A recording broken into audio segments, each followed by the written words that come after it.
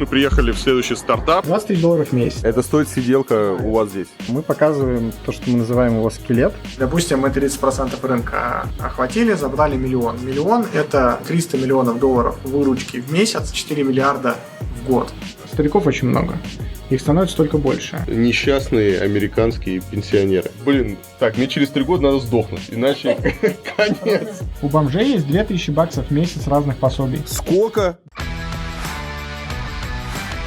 Всем привет, мы приехали в следующий стартап. Это Черри и Максим. Максим, привет. Привет. Николай. Так, надо попасть в кадр.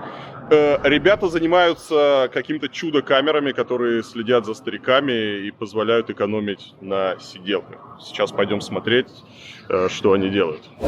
Первый раз, когда я приехал в Америку и столкнулся с сортировкой мусора, я подходил к каждой мусорке и долго думал, куда вот этот предмет скинуть. И мы просто так по фану решили сделать мусорку с камерой, которой подносишь предмет, она тебе нужную категорию корзинки открывает, и ты туда закидываешь. В общем-то, все. Да. Я подумал, что это очень крутая история, и сказал: Макс, если ты будешь начинать компанию, там вот моя инвестиция с твоим именем. Как бы звони, когда деньги присылать. Да, но я сначала в это все не поверил, потому что это был настоящий elevator pitch, то есть, типа, это история. Ну, типа, Коля сказал это на 20-й секунде нашего знакомства. В долине надо быстро делать сделки. Тут если ты... Подожди, то есть ты просто приехал сюда с деньгами? Не, я сюда приехал без денег, я тут заработал денег. Ты приехал, заработал денег, все. Да. А ты придумал, и так вы познакомились? Да, получается так. Наука подошла к тому, что есть технологии, которые могут понимать поведение людей, поэтому давайте сразу заботиться о пожилых. Это очень хорошая как бы индустрия, где это умение сейчас нужно, потому что в США сиделки стоят дико дорого. Вот. И мы изначально эту идею немножко двинули, потому что нам казалось, что есть более перспективные идеи, есть существующие рынки, есть там системы охраны, какие-то well-being assistant девайсы, и мы как бы пробовали работать в этой сфере. И сначала мы делали охранную систему, то есть это система, которая проактивно там ставит на охрану дом, снимает с охраны дом и так далее, и тебе рассказывает, кто пришел, кто ушел, когда. Вот. Но оказалось, что пока сделать это комфортно с высоким уровнем точности мы не можем. Это значит либо, ну, то есть типа есть точность определения людей по лицу, и она там 90 с небольшим процентов. И как бы если с точки зрения академической 92% точности определения по лицу с 3 метров вот с такими характеристиками камеры это очень круто, то для человека, который приходит домой и в 8 случаях из 100 его путают с кем-то, это очень плохо. То есть если у тебя каждый день будет раз 20 срабатывать сигнализация на тебя самого, это не очень весело. Сначала мы перешли в сегмент ухода за стариками. На самом деле это сегмент, про который сейчас стало очень модно говорить в Америке, в долине. И очень много стартапов в эту сторону начали копать, очень много корпораций начали выделять миллиарды долларов на исследования. Вообще, к сожалению, этим надо было заниматься давно, потому что рынок гигантский. Рынок вот банально сиделок в Америке 100 миллиардов долларов. Это вот официальные, это которые платят налоги. Там серый рынок еще, наверное, столько же. Стоимость потраченного времени людей, которые они тратят на уход за своими близкими, то есть там не обязательно помогать их мыть, купать, а вот именно там планирование визитов к врачу, заказ им еды и прочее, примерно 500 миллиардов долларов в год в Америке. Стариков очень много. Их становится только больше. Люди дольше живут, а ухаживать за ними некому. И там в Америке это просто рынок большой в деньгах, а вот в Китае он еще и большой в людях, например. У них была 25 лет политика «одна семья, один ребенок». Да. Что получилось? Теперь у нас один взрослый и 2 старика. То есть на семью, допустим, есть семья, муж, жена, у них там 1-2 детей и 4 старика, за которыми им надо заботиться, потому что больше некому. То есть физически не хватает людей. Ну и плюс в Америке классическая история, что человек, когда стареет, ему нужна помощь постоянно, его переводят в дом престарелых. Есть обычные дома, в которых люди в целом неплохо себя живут и чувствуют. Есть комплекс апартаментов, где ты приходишь, просто снимаешь себе комнату и знаешь, что у тебя на этаже есть врач и есть медсестра. Как живут несчастные американские пенсионеры? Очень неплохо живут. Во-первых, есть пенсионное накопление. У них единственное с таким уровнем расходов на пенсии страх – это то, что ты проживешь дольше, чем твои деньги. То есть такой американский пенсионер, он сидит и такой думает, блин, так, мне через 3 года надо сдохнуть, иначе конец. То есть он смотрит, у него кончаются деньги, и он такой, так, если я через 3 года не умру, слушай, у него дилемма, он смотрит, у него там на счету осталось там $100 000. И он понимает, что ему при его уровне жизни хватит еще на 3 года. И он такой, значит, мне либо нужно сейчас переехать в дом престарелых попроще, Да. Либо шикануть еще 3 года, а потом сдохнуть. Да, примерно так и есть. Вот поэтому люди переезжают из разных домов в разные дома или уезжают из дорогих штатов в более дешевые. То есть, типа, по побережьям у них... Хорошо, а если ты такой американский долгожитель, как такой дагестанец, вот горный, знаешь, они там по 120 лет живут, и у тебя все кончилось, и тебе 110 лет, и что с тобой дальше происходит? Если у тебя никакой собственности Вообще нет, ничего нету, вообще все. ничего нет, то за тебя будет государство заботиться. То есть какой-то минимальный есть Да, пенсия? ты переходишь в раздел малоимущих, у тебя появляются фудстампы, бесплатное здравоохранение, которое Obamacare. Но живешь ты так себе. Medicare появляется после 65 лет у всех, но он не обеспечивает того уровня жизни, вот типа assisted living, который как 5-звездочный отель. Да, то есть 12 тысяч в месяц она не оплатит. Подожди, давай сравним бедного американского пенсионера и бедного русского, и обычного русского пенсионера. Если так сравнивать, то, конечно, слушай, здесь бомж в Сан-Франциско живет лучше большинства моих знакомых в Москве, которые, знаешь, серьезные специалисты. Что есть у бомжей? У бомжей есть $2000 в месяц разных пособий. Сколько? $2000 в месяц разных пособий. Так. Уверен? Да. Значит, Так у них у всех айфоны и айпэды. кто хочет стать американским бомжом? Подожди, каждый раз, когда я выкладываю репортажи из Америки, да, мне народ говорит, зато у них на улице много бомжей, а у нас чисто. Да. То есть каждый бомж, ребята, зарабатывает больше, чем вы.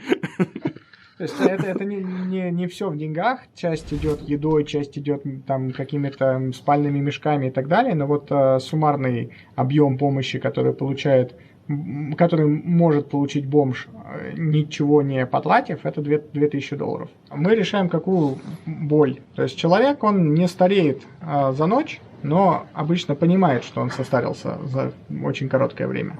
А происходит это обычно, когда человека выписывают из больницы, и либо диагноз какой-то старческий, либо просто приходит осознание того, что это уже типа не в первый раз, а за него начинают ужасно переживать родственники, которые не думали, что человек уже состарился. И вот этот вот переломный момент, когда больше не мама обо мне заботится, да, я забочусь о маме. И обычно это начинается с сиделки, да, то есть когда человека выписывают, они звонят в агентство сиделок, говорят, сколько будет 24/7. Ему говорят $20 000 в месяц. Сколько? $20 в месяц. Это стоит сиделка у вас здесь? Да, три сиделки, работающих посменно. Сертифицированных. Сутки, да. Подешевле в дом престарелых. Вот. Мы приходим и говорим, смотрите, вам на самом деле больше 5 часов в день человеческого ухода не нужно. За 5 часов в день вас успеют покормить, вас успеют помыть, помочь с уборкой, со всеми вот этими вещами, которые мы делаем каждый день, и даже не представляем, что в старости мы не сможем их делать сами. А все остальное время сиделка у вас будет сидеть на диване, тупить в телефон, смотреть телек или спать. Зачем вам это? Наш девайс будет автоматически мониторить, смотреть затем, поел ли старик свою еду, вовремя ли он ложится спать, просыпается, сколько раз он встает за ночь, не кашляет ли он, не храпит ли он, не забывает ли он пить таблетки. А если что-то случается, если он там упал, или просто он там сидит и зовет на помощь, то сразу же оповещается и агентство сиделок, и семья, и все. То есть это просто камера и программа, которая определяет, что человек делает. Да, она определяет очень простые вещи, что человек делает. Она определяет возможное наличие опасных ситуаций и рассказывает о том, какая активность у человека была за день. То есть, типа... А я как родственник, я где-то, у меня какое-то приложение или что? Сейчас мы покажем, есть пример. Мы стараемся не показывать никогда реальные данные, поэтому мы вот специально собрали такое приложение, где можно С актерами. на примерах посмотреть, как же это видят родственники. Мы показываем не полную картинку человека, а мы показываем то, что мы называем его скелет. Мы на английском это называем stick figures. И это позволяет человеку оставаться как бы... Мы не видим, он голый, не голый. То есть, если он сидит на туалете, мы не видим вот эту ужасающую картинку. Это один из прототипов. Вот так вот выглядит устройство. Осталось здесь улыбочку нарисовать, чтобы был такой смайлик. Привет! То есть такая вот хрень, с камерой, кстати, как у моей. Она вешается или ставится, в общем, куда-то она ставится. И она отслеживает все движения и поведение человека, да? Да. И если человек падает, что происходит? У меня какой-то аларм в приложении. Если человек падает, тебе еще и прилетит звонок от оператора. А приложение само определяет, насколько там Там сидит оператор, который получает все критические нотификации, принимает решения. То есть мы оставили человека на принятие таких решений. Я хотел еще рассказать про историю, как мы вернулись к идее заботы о пожилых людях. То есть мы перешли к этому с идеи такого ассистента семейного, и в этом семейном ассистенте что мы делали? Мы, по сути, доработали обычную камеру видеонаблюдения. Классно, когда внутри семьи шарится информация о тех, о ком семья в целом заботится. Это либо дети, либо родители. Ну, родители имеются в виду пожилые люди, потому что это не создает конфликта. Всей семье интересно, что там происходит с детьми, всей семье интересно, что там происходит с родителями. Нам инвесторы подсказали, что, ребята, давайте попробуем сделать выбор, вы все-таки про взрослых или детей. И мы поняли, что взрослые – это очень классная история. Во-первых, они делают практически одно и то же изо дня в день. Если их поведение меняется, то это такой хороший сигнал к тому, что нужно посмотреть, почему оно поменялось, потому что, возможно, есть какие-то серьезные причины, или хронические заболевания обострились, или еще что-то. Во-вторых, их потребности не меняются годами. И в-третьих, это очень хороший рынок. Вот мы рассказывали, как много денег тратится на то, чтобы создавать это ощущение независимости и в то же время заботиться. Нас просто ткнули носом в цифры инвесторы и сказали, вот вы можете играть здесь, и здесь куча конкурентов, а можете играть здесь, и здесь никого нет. Вот то, что вы делаете, не делает никто. Уровень развития технологий в этой индустрии не очень высок, то есть туда как бы там до сих пор используются технологии, которые были изобретены в 90-х. Самый популярный продукт – это кнопка, которая вешается на шею. Ты можешь ее нажать, если тебе плохо. И у тебя стоит такой телефон старомодный с лаудспикером, который зазвонит, оператор будет спрашивать, почему ты нажал на кнопку. Тебе плохо, тебе нужна помощь. Вот. Но это же ужас, как бы про эту кнопку надо носить. Во-первых, когда ты ее носишь, над тобой начинают друзья ржать, потому что типа ха-ха, совсем старый стал, да? Обычно они говорят, ты же еще молодой, тебе всего 87, а ты уже кнопку одел. Вот. А плюс эта кнопка прям орет то, что это, знаешь, как вот человека выпустили под домашний арест, у него на браслет на ноге, а тут человека выпустили из больницы, у него браслет на шее висит. И про нее тупо забывают. А у вас он уже продается? Да, у нас чуть меньше 20 домов в Калифорнии. Мы потихонечку расширяемся и должны в Калифорнии за ближайшие несколько месяцев дорасти до нескольких сотен. Сколько у вас сейчас человек работает? 26. Сколько из них русские? В районе 20. То есть у вас прямо русская компания? Ну, да. Можно так сказать, да. Русско-калифорнийская. А почему? То есть вы как-то... Большинство сейчас мы Или это в просто... такой стадии, когда у нас маленький штат продаж, маленький штат там... То есть вы просто друзей позвали? Не, это инженеры русские. У нас хорошая математическая школа. У нас большинство сотрудников, по-моему, там 20 человек, это как раз инженеры. Инженеры и исследователи, то есть те, кого мы называем R&D. Они удаленно работают? Да, у нас офис в Москве есть еще, довольно большой, и офис тут. И если не секрет, какая зарплата у московского инженера, который на вас работает? Ну, от 3,5 до 4 тысяч долларов Да. в месяц. В месяц. А если вы здесь бы убрали, сколько бы у него была зарплата? Ну, минимум 8-10. Да. Угу. То есть Плюс это- опционы, плюс здесь мы конкурируем как бы с Фейсбуком, Гуглом, Apple, Амазоном. Ну да, у вас нет бассейна, Да. нету игровых автоматов. Сначала у нас была идея, что камера должна висеть в углу. Есть один из таких ранних прототипов, который сделан вообще вот так. И мы думали, что камера будет висеть в углу там одной из комнат. Освежитель воздуха. Да, и как освежитель воздуха практически выглядеть. Но проблема в том, что угол это не очень хорошее место. В общем, мы пришли к тому, что камеру все же нужно вешать где-то посередине комнаты вдоль длинной стены, потому что тогда как бы расстояние до любого объекта внутри комнаты будет меньше. Мы с большей точностью можем определять, кто есть кто по лицу. Мы с большей точностью можем определять его поведение. И так мы пришли к вот этому классу там устройств. Изначально мы пробовали делать это с 2 линзами, но со временем, пока мы разбирались с производством камер с 2 линзами, наши ребята, которые с нами работают, они придумали способ, в общем, решать эту задачу, используя всего лишь одну камеру. Ну, финально сейчас как выглядит устройство? Один из прототипов выглядит вот так, то есть Самый последний прототип. оно уменьшилось сильно в размере. То есть такая штучка, да? Вот. Да. Она просто ставится куда-то или крепится, да? Она крепится на стену. На уровень глаз старика. Здесь можно посмотреть у нас, Как она... как она выглядит совсем без панели. Наша штука стоит в Америке за там средний дом, на который нужно 5 сенсоров, примерно $300 в месяц. $300 в месяц. Да, мы не берем ничего за железо, то что А, то есть это как подписка. Ты перестаешь это платить, а вы забираете, вы приезжаете, выламываете там дверь, вот эти как тараном, и забираете у бедных пенсионеров их вот этот вот.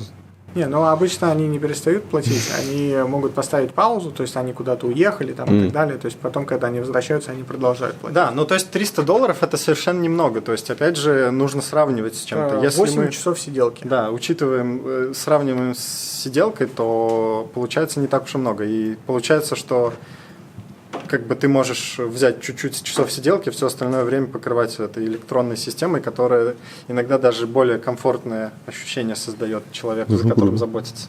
Рынок классный, рынок здоровенный. Ну, то есть, условно, в Америке, только в Америке, 3 миллиона пенсионеров пользуются услугами сиделок.